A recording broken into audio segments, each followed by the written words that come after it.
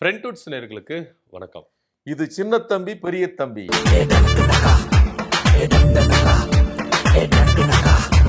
அண்ணே, சொல்லுங்க தம்பி. அரசியல்ல வந்து ம். யார் எப்போ பூதாகரமா வெடிப்பாங்க அப்படின்னு நம்மளுக்கு தெரியல. ம். இந்த மனுஷெல்லாம் பேசவே மாட்டாரு, இப்ப ரொம்ப அடி வாங்கி இருக்கிறாரு, ம். அதனால வெளியே வர மாட்டாரு, பேச மாட்டாரு அப்படின்னு பார்த்தா ம். வெளியே வந்து டார் டாரா கிழிச்சு இருக்கிறாரு எடப்பாடி பழனிசாமி விஜய் வச்சு. ம். பயங்கரமான வார்த்தையெல்லாம் பின்னி சொல்லி திட்டியிருக்கிறாருண்ணா. மனசுக்குள்ள அவ்வளோ குமுறல் இருந்திருக்கும் போல இருக்கு. ம். வெளிக்காட்டிட்டாரு. மைண்ட் வாய்ஸ் நினைச்சிட்டு இல்லை. வெளியே பேசிட்டாரா அப்படின்னு தெரியல. எடப்பாடி பழனிசாமி இந்த மனுஷன்லாம் இந்த பூனையும் பால் குடிக்குமா ஆமா அப்படிங்கிற மாதிரி இன்னோசன்ட் ஆமா. அப்படின்னு நீங்க சொல்லித்தான் எனக்கு தெரியும். இல்ல இல்ல, ஏன்னா நான் இன்னோசன்ட்னு சொல்லல. அஹ், அடி வாங்கி இருக்கிறாரு, வெளியே வந்து பேச மாட்டாரு. ஏன்னா எம்எல்ஏக்கெல்லாம் போயினுறாங்களே. அடி வாங்கும்போது இயல்புல ஒரு மனுஷன் எவ்வளவுதான் நல்லவனா அமைதியானவனா இருந்தாலும் அடி வாங்கும்போது கத்துவான் பாத்தீங்களா? ஆமா.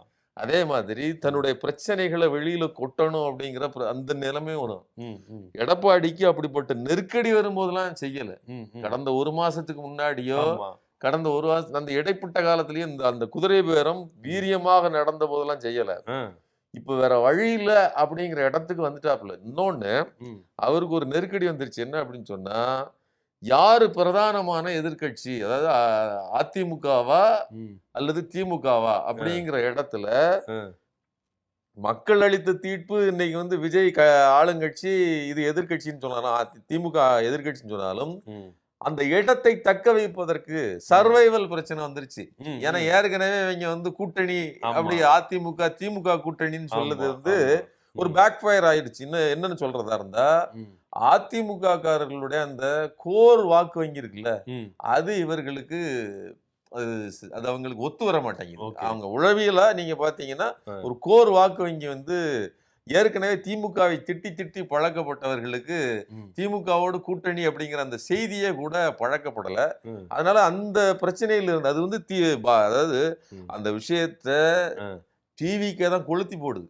இவ்வளோ கலையபகரங்களை கண் ம், முன்னாடி குதிரை பேரத்தை ம்.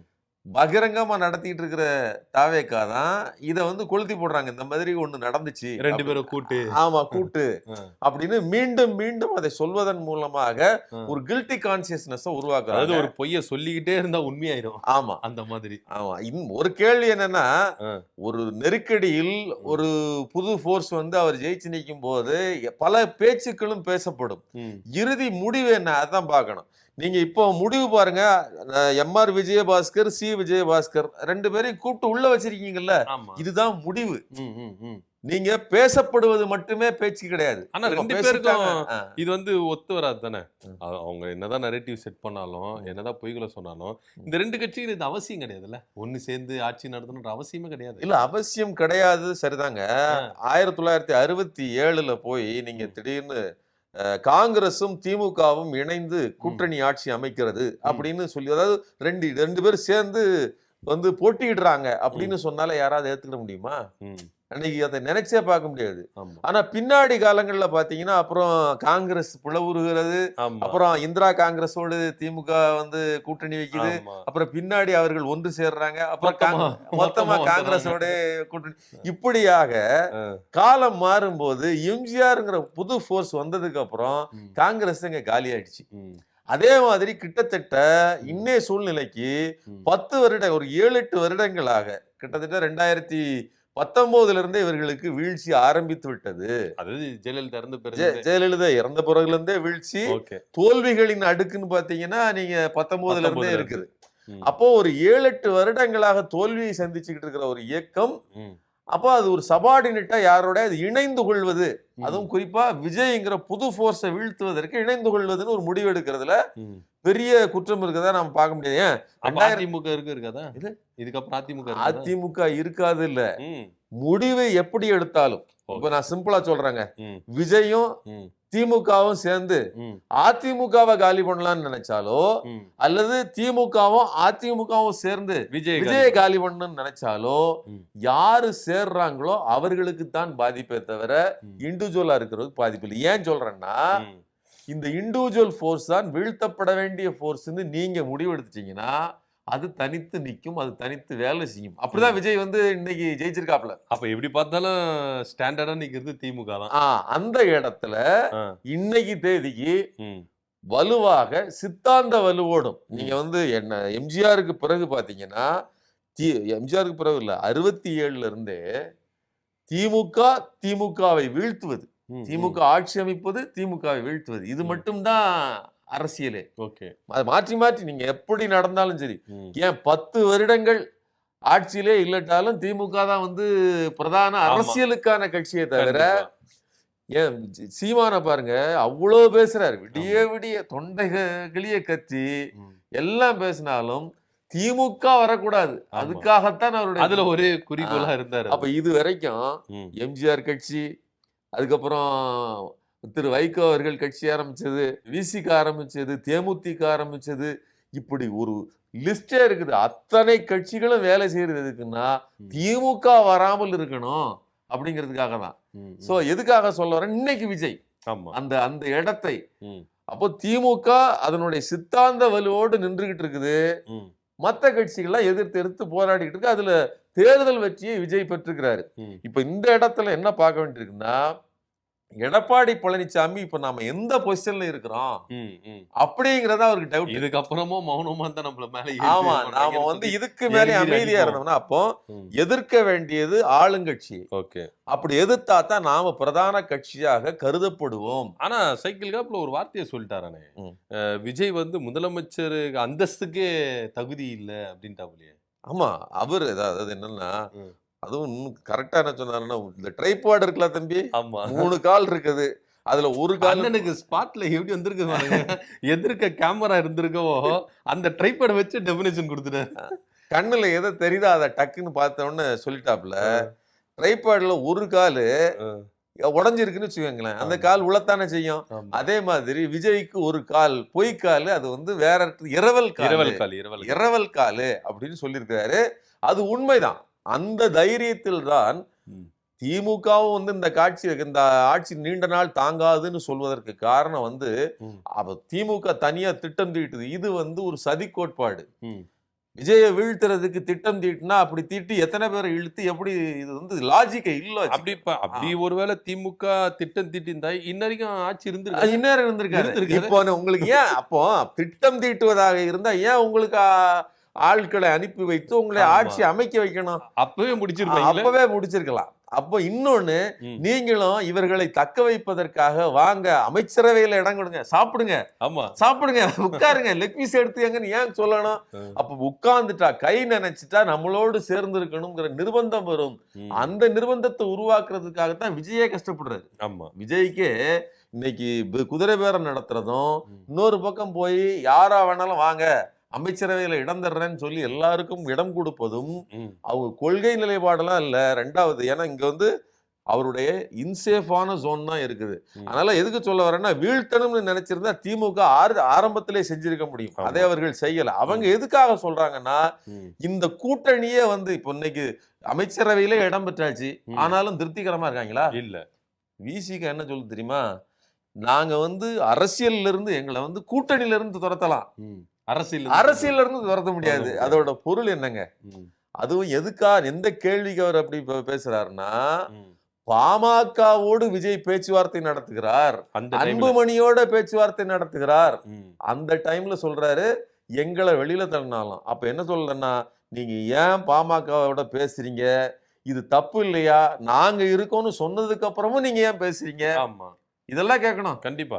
அதுக்கு இதே இது திமுக செஞ்சிருந்தா என்ன பண்ணிருப்பாங்க? ஐயோ அப்பா, தையத்தக்க தாம் தக்க குதிச்சிருப்பாங்களே. ஆமா, அப்ப அப்படி எல்லாம் இல்லாமல் இப்படி சாஃப்டா டீல் பண்றாரு. ஏன்னா அவங்களும் பலவீனமா இருக்காங்க. என்ன நடக்குன்னு என்ன பண்றது, இது வந்து என்ன ஒரு பெரிய குழப்பங்க. இந்த குழப்பத்துக்கு மத்தியில என்ன பண்ணணும்னு அவங்களுக்கு தெரியல.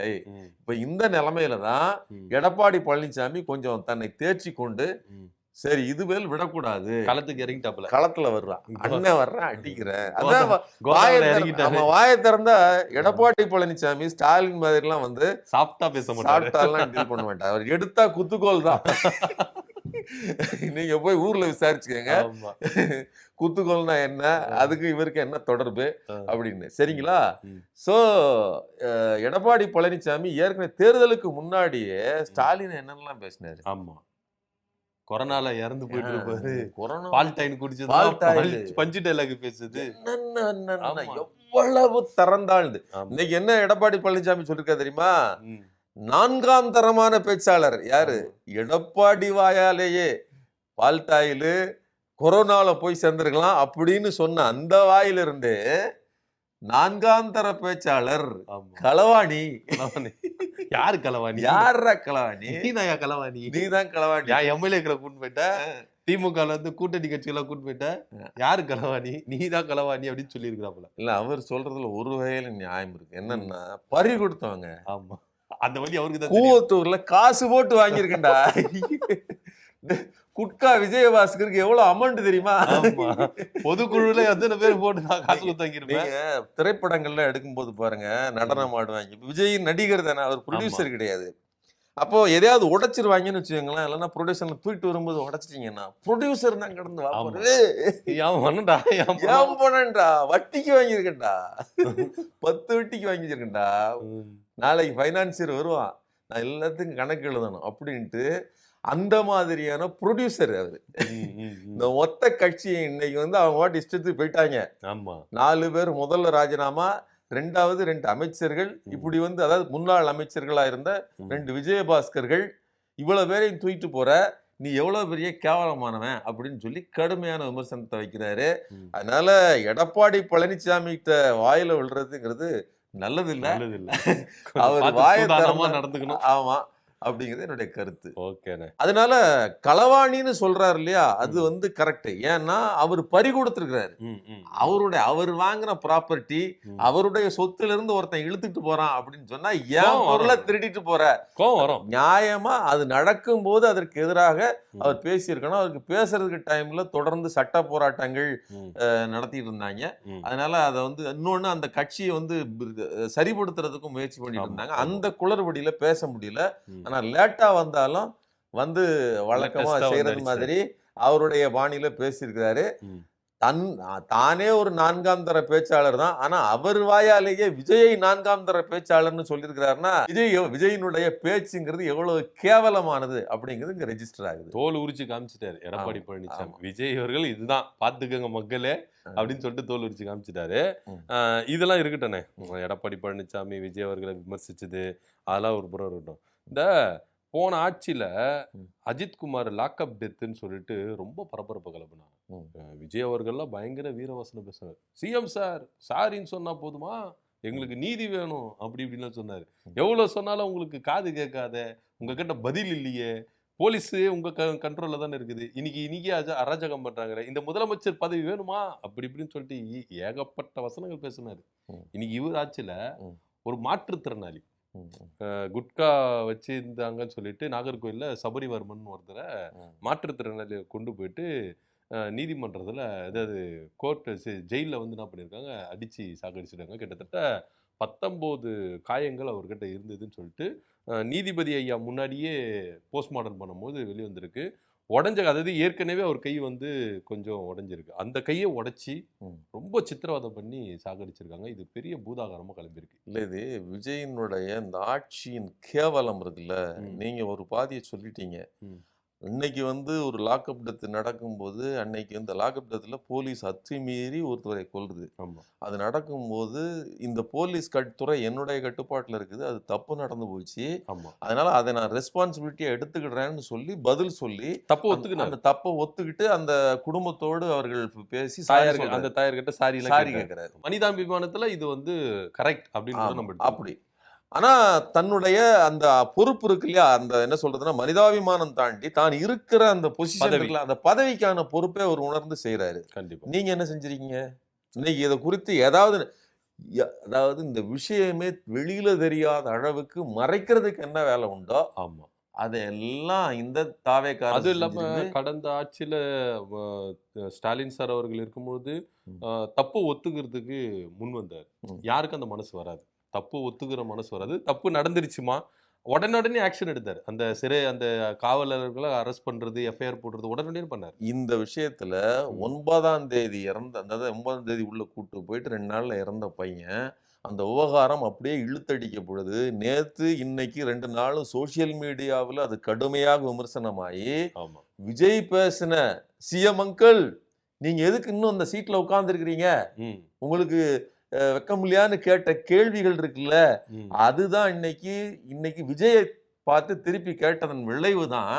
வேற வழி இல்லாம இந்த விஷயத்த அந்த 3 காவல் அதிகாரிகளை சஸ்பெண்ட் பண்ணி விட்டுருக்காங்க. இவ்வளவுதான் விஜய் அரசு செய்திருக்கிற மாற்றம். நீங்க மாற்றம்னு கேட்டீங்க இல்லையா, இதுதான் ஒரு என்ன சொல்றதுன்னா, இவ்வளவு பெரிய ஒரு மோசமான லாக்அப் டெத் நடந்திருக்குது. ஒரு வடநாட்டில் நடந்திருப்பது போதிலான ஒரு மிக மோசமான லாக்அப் டெத்னு சொல்லியிருக்கிறாங்க. அந்த அளவுக்கு மிக மோசமா நடந்திருக்குது. ஒரு பக்கம் ஒரு தூக்கி வச்சு கொண்டாடுறாங்க. இந்த சுகாதாரத்துறை சார்பா பணி நியமனம் கொடுத்தார்ல, மாற்றுத்திறனாளி கீழே இருந்தாங்க சொல்லிட்டு சிம்மாசனத்தை விட்டு இறங்கி மாற்றுத்திறனாளிக்கு பணி நியமனம் கொடுத்தாருன்றாங்க. அதே சைட்ல பார்த்தோன்னா நம்ம மாற்றுத்திறனாளி அடிச்சு கொண்டு இருக்காங்க. இது இவங்க திட்டமிட்டு ஒரு ரீல்ஸ் எடுக்கிறாங்க. ஆமா. ஆனா ரியல்ல என்ன நடக்கு பாருங்க. ஏற்கனவே உடைஞ்ச அந்த கையை உடைச்சிருக்காங்க. 19 இடத்துல காயம்னா எந்த அளவுக்கு சித்திரவதை பண்ணிருப்பாங்க. அந்த அம்மா கதறாங்க. தாய், என் பிள்ளை எங்கெங்கெல்லாம் அடிச்சிருப்பாங்க, எப்படியெல்லாம் அவன் எப்படி கத்திருப்பான், ஆமா, எப்படி கதறி இருப்பான்னு அந்த அம்மா புலம்புது. ஸோ நீங்க இந்த ஃபெனிக்ஸ் ஜெயராஜ் இந்த சாத்தான்குளம் கேஸ் இருக்குல்ல, கிட்டத்தட்ட அதுக்கும் அதை விட மோசமாகவும் இது நடந்திருக்குது. இன்னொரு விஷயத்த நான் சொல்றேங்க, அந்த குட்கா வச்சிருந்ததாக சொல்லி கூட்டிட்டு போன நபர் 40 ரூபா 50 ரூபாய்க்கு குட்கா வித்தவனே நீங்க கொல்றீங்கன்னா 40 கோடி ரூபாய் குட்கா ஊழல் பண்ணான்னு என்ன பண்ணுவீங்க? சி விஜயபாஸ்கர் அவங்க சேர்த்துக்கிட்டாங்கல்ல. இவ்வளவுங்க. இது தாவேக்கா நிர்வாகி ஒருத்தர் குட்கா வழக்குல கைதாகிறார் செங்கல்பட்டுல. சொந்த ஜாமீன்ல விடுதலை பண்றாங்க. சொந்த ஜாமீன். ஆனா இங்க ஒரு பெட்டி கடையில 50 ரூபா 100 ரூபா வச்சு இந்த குட்கா வச்சிருந்தாருன்னு சொல்லிட்டு இங்க அரசு. அப்ப இந்த குட்கா எப்படி வந்தது? இந்த குட்காவுக்கு சோர்ஸ் என்ன? அதுதான் நம்ம 50 ரூபா 100 ரூபா குட்கா சின்ன கடைக்கு வர்றதுனுடைய மொத்த சேல்ஸ் எங்க இருந்து வருது? எத்தனாயிரம் கோடி ரூபாய்க்கான பொருள் வருது? இது எங்க இருந்து வருது? இதெல்லாம் பிடிக்கணும். இத புடிச்சு அவர்களுக்கு இன்வெஸ்டிகேஷன் நடத்துறத விட்டுட்டு சின்ன கடைக்காரனை உள்ள கூப்பிட்டு வச்சு அவங்க கை உடைஞ்சிருந்த கையையும் சேர்த்து உடைக்கிறீங்கன்னா இதுதான். மீண்டும் சொல்றேன், மாற்றம்னு கேட்டியே, இதுதான்ப்பா மாற்றம். இதுதான் பெரிய மிக. இப்போ இவர் இது பொறுப்பேற்று விலகிடுவாரு சார், பதவி விலகணும். அது எப்படி விலகுவாரு? கஷ்டப்பட்டு விலகணும் இல்ல, ஓடி பனையூர்ல ஒளிஞ்சுக்கணும், வரவே கூடாது. நான் என்ன சொல்றேன், நிர்வாகத்திறனோ இந்த மக்கள் மேல உள்ள ஏதாவது ஒரு ரெஸ்பான்சிபிலிட்டியோ இருக்கா? கிடையாது. உங்க கையில தானே போலீஸ் இலாக்கா இருக்குது. ஆமா. என்ன பண்றீங்க சிஎம் சார்? அவரு ரீல்ஸ் போட்டு இருப்பாரு. எங்களுக்கு ரீல்ஸ் வேணாம், நீதி தான் வேணும் நம்ம கேட்டோட எந்த அப்படின்னு சொல்லி. நீங்க மாற்றுத்திறனாளியை வச்சு ரீல்ஸ் எடுக்காதீங்க தயவு செஞ்சு. மாற்றுத்திறனாளிக்கு இங்க பாதிப்பு வருது. நீங்க ஏதாவது பெண்களை வச்சு ரீல்ஸ் எடுத்துக்கிட்டு இருப்பீங்க, அங்க பெண்கள் ஏதாவது அத்துமீறல் நடக்குது.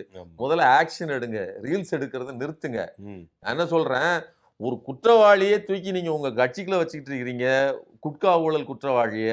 ஆனா 40 ரூபாய்க்கு குட்கா வித்தாருன்னு சொல்லி ஒரு சாதாரண எளிய ஒரு மனிதனை கொன்று இன்னைக்கு அரச எந்திரம் கொண்டிருக்குது அப்படின்னு சொன்னா இவ்வளவு பெரிய கேடுகட்ட ஆட்சி. இந்த மாற்றம்லாம் இல்ல, மக்கள் படுகுழியில விழுந்திருக்காங்க. எங்கேயோ மேல ஏற போறோம், வாழ்க்கை எங்கேயோ போக போகுது. விஜய் ஒரு சொர்க்கத்தை தரப்போகிறார். நரகத்தை தானே கொடுக்குறாரு, சொர்க்கத்தை எங்க தருகிறாரு? நரகத்தை கண் முன்னாடியே காட்டுறாரு. இதுதான் நரகமப்பா. நீங்க சொர்க்கத்தை எதிர்பார்த்தீங்க. வைரமுத்து எழுதுவாரு சுதந்திரத்தை பத்தி, அவன் பட்டு வேட்டி பற்றி ஒரு கனாவில் இருந்த போது கட்டியிருந்த கோவணமும் களவாடப்பட்ட நாள் அப்படின்னு எழுதுவாரு. நீங்க இந்த இதை நீங்க கரெக்டா பொருத்தி பாருங்க.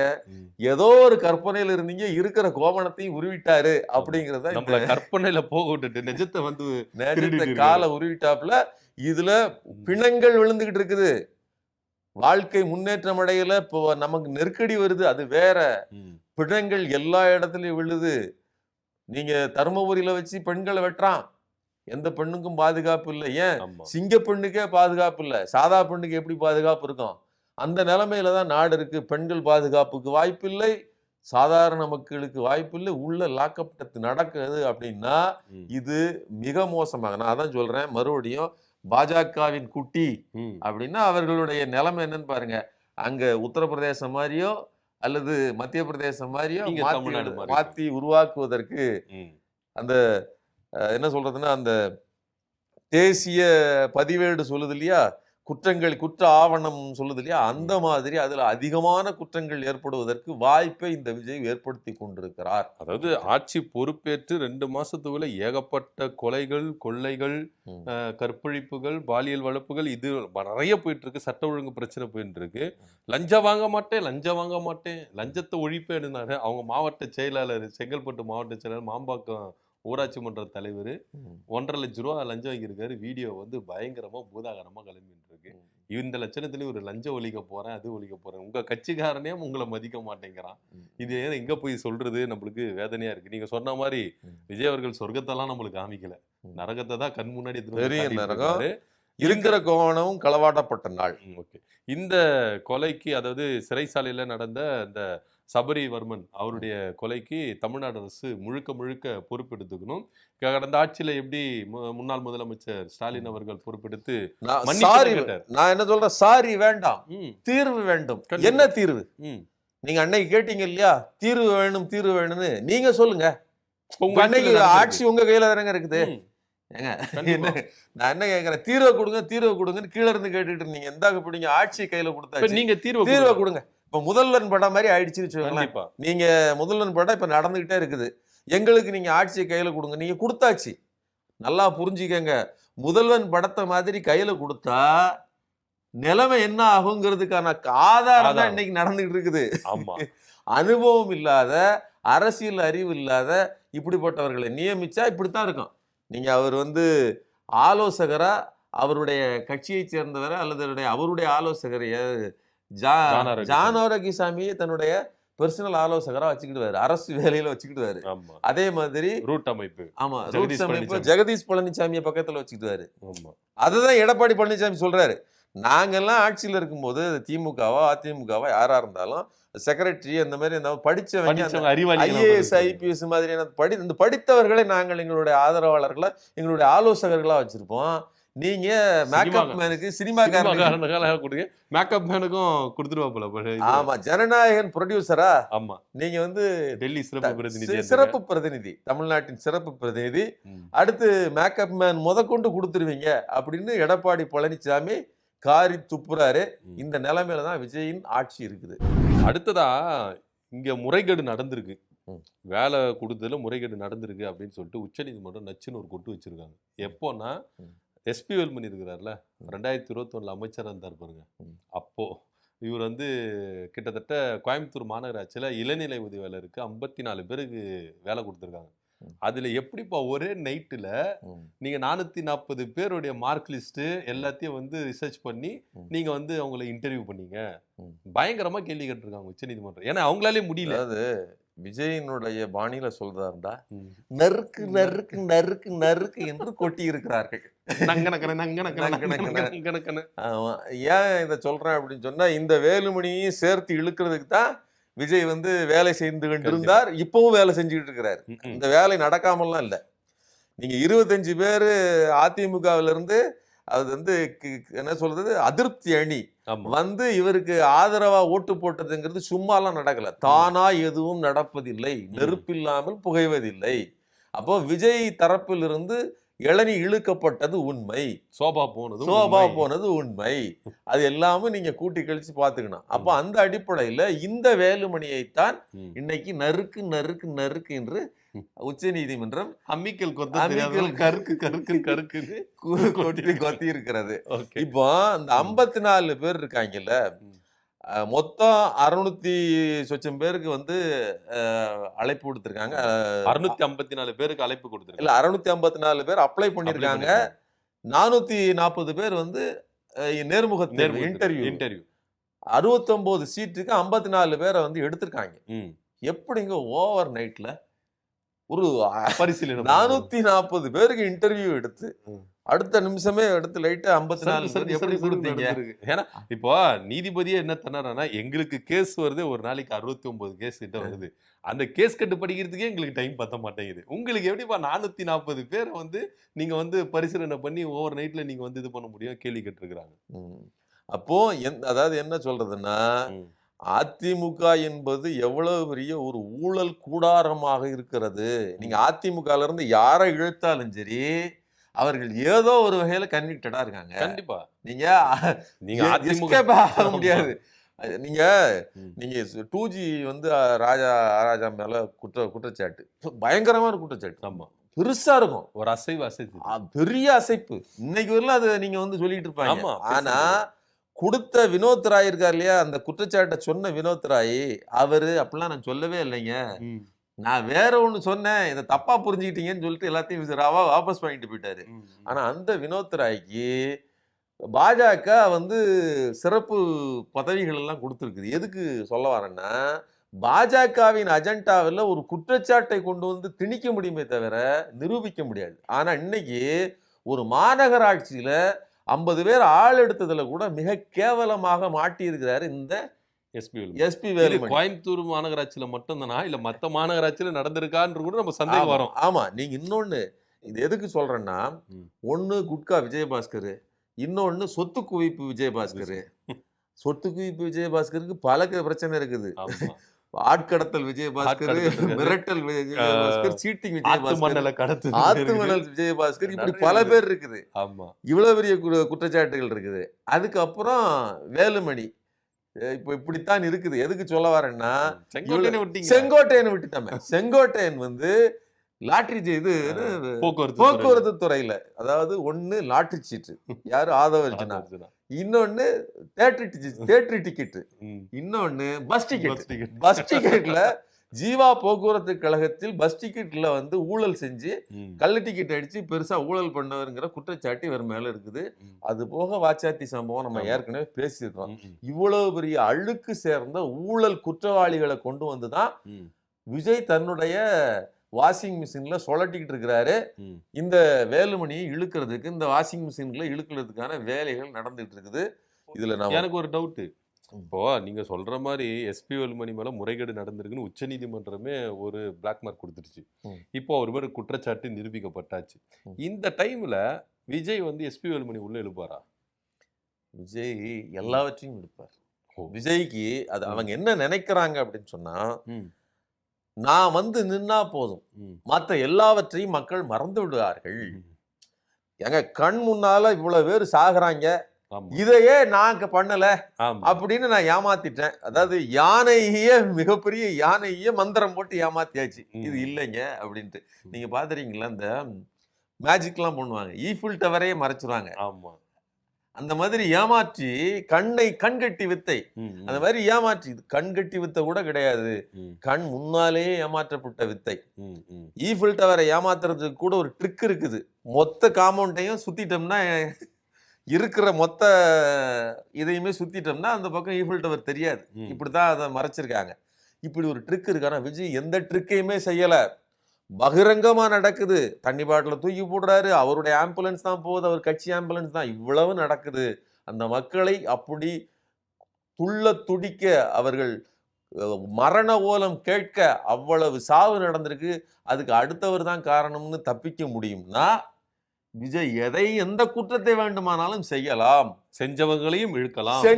அதாவது யார் உதவிக்கு வந்தாங்களோ அவங்களையும் உள்ள தூக்கி அந்த கேஸ்ல இழுக்கலாம், குற்றவாளிகளையும் இழுக்கலாம். நீங்க சொல்றது இந்த மாதிரி எஸ்பி வேலுமணி மாதிரியான குற்றவாளிகள். அப்ப யாரை வேண்டுமானாலும் குற்றவாளிகளாக மாற்றவோ அல்லது குற்றவாளிகளை குற்றமற்றவர்களாக மாற்றவோ ஆற்றல் தன்னிடம் இருக்கிறது. அந்த பவர் தன்னிட்ட இருக்குது அப்படின்னு விஜய் நம்புறாரு. அதுக்கு ஏற்ற மாதிரிதான் இந்த காலகட்டமும் நடந்துட்டு இருக்குது. நாம எதுக்கு பேசுறோம்னா, அப்படிப்பட்ட ஒரு பவரும் கிடையாது. விஜய் ஒரு பீஸ் போன பல்பு, அது நமக்கு நைட்ல கூட உதவாது அப்படிங்கிறதுக்கு தான் நாம பேசிட்டு இருக்கிறோம். சரி, அவ்வளவுதான். சரிங்க சார். இப்போ விஜய் அவர்கள் வந்து நம்மளுக்கு உதவியா இருப்பாரோ இருக்க மாட்டாரோ அப்படின்றதெல்லாம் கடந்து, இப்போ கட்சிக்குள்ள அதாவது இந்த ஆட்சி நீடிக்குமா நீடிக்காதான்ற சந்தேகமே இருக்கு. ஆதரவு தரந்தவங்க எல்லாம் இந்த பக்கம் ஒருத்தர் ஓடுறாங்க, அந்த பக்கம் ஒருத்தர் வர்றாங்க. யாரையும் இழுத்து பிடிச்சு வைக்க முடியல. ஏன்னா அந்த அளவுக்கு கட்சிகளுடைய முரண்பாடுகள் தான் இங்க பகிரங்கமா தெரியுது. இப்ப விஜயோட ஆட்சி நீடிக்குமா நீடிக்காதா? எனக்கு முதல்ல ஒரு முடிவை சொல்லுங்க. இல்ல நீங்க யார பத்தி கேக்குறீங்க? யார் இழுத்துட்டு ஓடுறா? ஒரு பக்கம் திருமாவளவன், அந்த பக்கம் நானும் தனியா பேசுவேன்னு சொல்லிட்டு விமர்சனம் பண்ணி வச்சுட்டு போறாரு. இந்த பக்கம் சிபிஐ தலைவர் அமைதியா இருந்தாங்க. நாங்க கூட்டணிக்குள்ளேயும் வரல, அமைச்சரவைக்குள்ளேயும் வரல, நாங்க ஆதரவு நிலைப்பாட்டுல இருக்கிறோம்னு சொன்னவரு, உள்ளாட்சி தேர்தலில் நாங்க தனித்து நிப்போம், தேவைப்பட்ட இடைத்தேர்தலே தனித்து நிப்போம் அப்படின்றாரு. இல்ல இது நான் என்னவா பாக்குறேன்னா, இவங்க எல்லோருமே அரசியல்ல ஒரு மிகப்பெரிய குழப்பம் நடந்திருக்கு. விஜய்ங்கிற ஒருத்தர் உள்ள விழுந்துட்டு விஜயும் குழப்பத்துல இருக்காரு. விஜயும் தெளிவாலாம் இல்ல. விஜய் யாரை நம்புவது யாரை நம்புவதற்கு இல்லைங்கிற பயத்துலதான் இருக்கிறாரு. அதனாலதான் சொல்றாங்க வெங்கட் நாராயணாவை நீங்க ஏன் டெல்லி பிரதிநிதியாக நியமித்தீர்கள் அப்படின்னு கேள்வி கேட்டா வெங்கட் நாராயண தான் இவருக்கு நம்பகத்தன்மையான ஆள்னு அவர் சொல்றாரு. நிர்மல்குமார் சொல்றாரு. ஏங்க அப்படின்னா உங்களுக்கு உங்க சொந்தக்காரங்க, உங்க மனைவி, உங்க குடும்பஸ்தர்கள்லாம் எனக்கு யாருமே நம்பிக்கையானவங்கள கிடையாது. நம்பிக்கையானவர்கள் கிடையாது. எனக்கு பணம் கொடுத்தவங்க மட்டும்தான் நம்பிக்கையானவனா? எந்த ஒரு பாருங்களேன், தனக்கு பணம் போட்டு படம் எடுத்தவன் மட்டும்தான். சொந்த மனைவியோ குழந்தையோ எல்லாம் நம்பிக்கையானவர்கள் கிடையாது. அவங்க எல்லாம் கோர்ட்ல கேஸ்ல நிக்கிறாங்க. எதுக்கு சொல்றேன்னா, அதுவும் அடுத்த மாநிலத்துக்காரர், அதாவது இங்க தமிழ்நாட்டுல ஓட்டு போடுவதற்கு அந்த இது கிடையாதுங்க அவருக்கு.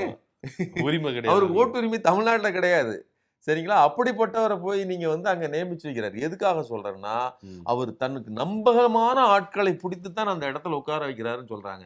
ஆனா அப்படிப்பட்ட நம்பகத்தன்மையை கொடுக்கிற இடத்தில் சிபிஐயோ இல்ல அல்லது இவர்களும் இல்ல. மீண்டும் யாருமே இல்ல. நம்பலைங்க. இவங்க மேல எனக்கு நம்பிக்கை இல்ல. விஜய் வெளியில பேசுறாரு. உள்ள அழுகிறேன், வெளியே சிரிக்கிறேன், நல்ல வேஷம்தான் வெளுத்து வாங்குறேன். அதுதான் இன்னைக்கு விஜய் நிலைமையும் அதுதான், அடுத்தவங்க நிலைமையும் அதுதான். சேர்ந்து நின்று அண்ணன் திரும்ப கையெல்லாம் தூக்கலாம். யாரு கால யாரு வர போறாங்கிறது யாருக்குமே தெரியாது. அந்த நிலைமையில தான் இன்னைக்கு சிபிஐயோட தலைவர் வீரபாண்டியன் பேசியிருக்கிறது. நாங்க ஸ்டாண்ட் அலோனா தனியா நாங்க இத உள்ளாட்சி தேர்தலை சந்திப்போம் அப்படிங்கிறார். அது சொல்றாங்க. அந்த சிபிஐ, சிபிஎம், சிபிஎம் எம்எல் இவங்க எல்லாமே சேர்ந்து நாங்க என்ன பண்ண போறோம், தனியா நிக்க போறோம் அப்படின்ற மாதிரிலாம் சொல்லிட்டு இருக்காங்க. நான் என்ன கேக்குறேன், அப்படி உங்களுக்கு ஆசை இருந்துருச்சுன்னா நீங்க கடந்த 6-7 வருடங்கள்ல 2009க்கு பிறகு நீங்க திமுகவோட கூட்டணி வச்ச இடைக்காலத்துல ஏதாவது ஒரு நாள் என்ன தலைவரே அல்லது நண்பரே, இந்த கூட்டணி தலைவரே, நாங்க எங்களுடைய தனிப்பட்ட செல்வாக்கை சோதிச்சு பார்க்க போறோம், நாங்க களத்துல இறங்கி பாக்குறோம் அப்படின்னு நீங்க சொல்லிருக்கலாமே. ஏன் சொல்லல? ஏன்னா அங்க நட்பும் உறவும் சரியா இருந்துச்சு. அங்க உங்களுக்கு வலிச்சுதுன்னா ஏன் வலிக்குது, உங்க கட்சிக்காரர்கள் ஒருத்தர் பிரச்சனைன்னு சொன்னா ஏன் அதை கத்துறாங்க அப்படின்னு திமுக தலைவர் கேட்பாரு. நீங்க சாம்சங் போராட்டமா என்ன காரணம்னு திமுக செவி கொடுக்கும். இங்க விஜய்க்கு காதும் கிடையாது, கண்ணும் கிடையாது, எல்லாமே இந்த காந்தியினுடைய குரங்கு மாதிரிதான் எல்லாத்தையும் மூடிட்டு இருக்கான். சரிங்களா? அவருக்கு தேவையான போது மட்டும் எல்லாத்தையும் திறந்து வச்சு பேசுவாரே தவிர மற்ற நேரம் எதையும் கவனிக்க மாட்டார். அப்படி இருக்கும்போது திருமாவளவனுக்கும் எந்த ரெஸ்பான்ஸும் கிடையாது. உங்களுக்கு தெரியும் நினைக்கிறேன், அந்த சிலை விவகாரம், அம்பேத்கர் சிலை விவகாரம் இன்னைக்கு ஆமா பரபரப்பா போயிட்டு இருக்குது. ஆனா அதை பத்தி ஒண்ணுமே ஒரு பதிலும் கிடையாது. நான் எதுக்கு சொல்றேன்னா, இது பிரதானமாக யாருடைய பிரச்சனை, இது விசிகாவினுடைய கோர் ஐடியாலஜிக்கல் பிரச்சனை. ஆமா, விசிகா களத்துல நின்று இன்னைக்கு வெளியில நின்று இருந்துன்னு வச்சுக்கோங்களேன், கண்டிப்பா மட்டும் இல்லாம இதுவே திமுக ஆட்சி காலத்துல நடந்தா இவங்க சும்மா இருந்திருப்பாங்க, சும்மா இருக்க மாட்டாங்க. எவ்வளவு போராட்டம் கட்சிக்குள்ளேயே. நான் என்ன சொல்றேன், விசிகா கட்சிக்குள்ளேயே ஒரு பிரிவு ஆமா திமுகவை என்ன மாதிரியான விமர்சனம் பண்ணுது. கொடி கம்பம் வச்சதுக்கே எவ்வளவு பிரச்சனை பண்ணாங்க, கொடி கம்பம் அகற்றப்பட்டதுக்கே எவ்வளவு பிரச்சனை பண்ணாங்க திமுக ஆட்சி காலத்துல. அம்பேத்கர் சிலை வைக்க கூடாதுன்னு ஒரு தரப்பினர் சொல்றாங்க, பொய் கேச போடுறாங்க, அந்த தலித்துகள் பொய் கேச போடுறாங்க, சூறையாடுறாங்க. ஆனா இவங்க அமைதியா இருக்காங்க. பாரஞ்சித்தே குரல் கொடுத்துட்டாரு. ஆனா பிரதானமான விடுதலை சிறுத்தைகளே இதுல அமைதியா இருக்கிறாங்கன்னா ஏதோ சம்பந்தம் இருக்கு அப்படின்னா அவர்கள் நான் ஏற்கனவே சொன்னதான் செஞ்சோற்று கடன் தீர்க்கிறதா. அது மட்டும் இல்ல, அவர்களுக்கும் இந்த நெருடல் வந்து வலுத்துக்கிட்டே இருக்குது. உள்ளுக்குள்ள ஒரு பக்கம் மன பாரமா இருக்குது, இன்னொரு பக்கம் சத்தியம் பண்ணியிருக்கிறான் அல்லது வாங்கி சாப்பிட்டுருக்கிறான் அப்படிங்கிற அந்த பிரச்சனை. ஒரு பக்கம் இந்த பக்கம் அமைச்சர் பதவி இருக்குது, இன்னொரு பக்கம் அரசியல் தளம் இருக்குது. 2க்கும் மத்தியில் அவர்கள் அல்லாடி கொண்டிருக்கிறார்கள். இதே சிக்கல் தான் சிபிஐக்கு இருக்குது. வெளியில நிக்கிறோம், நாளைக்கு நாங்க வந்து திமுகவோட வர்றோம்னு சொல்ல முடியல. வெளியில வந்து வெகு தூரம் வந்துட்டோம். திமுக விட்டு ஒவ்வொரு நாளும் வெளியில வந்து வெகு தூரம் போயாச்சு. இன்னைக்கு இது விஜய்க்கு ஒரு வாய்ப்பே இருக்குதுங்க. திமுக இல்ல திமுகவுக்கு பதிலா பாஜகவை வீழ்த்துவதற்கு தான் நான், அதாவது பாஜக திமுகவின் இடத்தை பிடிப்பதற்கு தான் நான் வந்திருக்கேன்னு நீங்க சொல்றீங்கல்ல. ஆமா. பாஜகவை எதிர்ப்பதில் நீங்க முதலாளா இருந்தா இந்திய கூட்டணியில முதலாளா உள்ள சேர்ந்திருக்க வேண்டியதானே. அது எப்படி சேர்ப்போம்? நாங்க தான் பாஜகவுக்கு ஆதரவா இருக்கிறோமே, நாங்க தான் சுமூகமா போவோமே, அப்ப எப்படி நாங்க எதிர்ப்போம்? அப்போ இந்த நிலைமை தான். அதாவது ஒரு பக்கம் நான் பாஜகவை எதிர்க்கிறேன்னு சொல்லிட்டு, நாங்கள் கடந்த ஆட்சி மாதிரி கிடையாது, மெதுவாக வலிக்காமல் ஒத்தனம் கொடுப்பது போல் எதிர்ப்போம்னு சொன்னா அது எப்படிங்க எதிர்ப்புறா? நான் ஒருத்தனை அடிப்பேன், ஆனா அவனுக்கு வலிக்கவே வலிக்காது. Please help me, please help me அப்படின்ற மாதிரி தான் தாவேக்காவுடைய நிலைமை இருக்கு. பாஜக தான் அப்படிப்பட்ட நிலைமையில் இன்னும் நாட்கள் ஆக ஆக இவர் மீண்டும் மீண்டும் உள்ளதவே மாற்றுறாரு. விஜய் மேல இருக்கக்கூடிய இந்த குதிரை பேர வழக்கெல்லாம் இருக்குல்ல, இது இன்னும் ஊர்ஜிதப்பட்டதுன்னா விஜய் இன்னும் பெரிய நெருக்கடியில் இருப்பாரு. பாஜகவின் மொத்த கூண்டுக்குள் மாட்டிக்கிட்டாரு. அதாவது எல்லாம் ஏற்கனவே விஜய் பாஜகவினுடைய கட்டுப்பாட்டில் தான் இருக்காரு. அந்த கட்டுப்பாட்டின் வலு இருக்குல்ல, அது இறுகிக்கிட்டே இருக்குது. ஆளுநரை இனிமேல் உங்களால ஒண்ணுமே பண்ண முடியாது. அவர் தனி ராஜாங்கம் பண்ணுவாரு. எப்படி பாஜக கண்ட்ரோல்ல வந்து அதிமுக இருந்ததோ, இப்ப அடுத்த வரிசையில தாவேக்கா இருக்குது. இது இன்னும் கூடுதலா இருக்கிக்கிட்டு இருக்குது. இதையெல்லாம் பார்த்துட்டு தான் நம்மளால இந்த விஜயோடு நீண்ட நாளைக்கு சர்வே பண்ண முடியாது.